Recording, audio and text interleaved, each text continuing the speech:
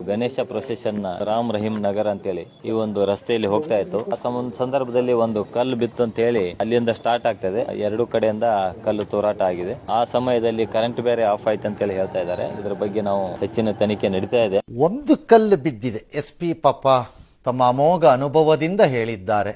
ಒಂದು ಕಲ್ಲು ಸುಮ್ಮನೆ, ಅದುವೇ ಈ ಗೋಲಿ ಟೈಪ್ ಒಂದು ಕಲ್ಲಿಂಗ್ ಸುಮ್ಮನೆ ಏಕಳ ಅಂತ ಹಿಂಗೆ ಎಸ್ತಿರ್ತಾರಷ್ಟೆ. ರೀ, ನೀವು ನಿಜವಾಗಿ ಪೊಲೀಸ್ನವರೇ ಆಗಿದ್ರೆ SP ಅವರು, ನಿಮ್ಮ ಅನುಭವ ಏನು ಅಂತ ನನಗೆ ಗೊತ್ತಿಲ್ಲ. ಐ ಡೋಂಟ್ ನೋ ಯು, ಅದಕ್ಕೆ ಹೇಳ್ತಾ ಇದ್ದೀನಿ. ಎಲ್ಲರೂ ಕಮ್ಯುನಲ್ ರೈಟ್ ಸ್ಟಾರ್ಟ್ ಆದಾಗ ಒಂದು ಕಲ್ಲು ಬಿತ್ತಿದೆ. ಒಂದು ಕಲ್ಲು ಬಿತ್ತಿದೆ.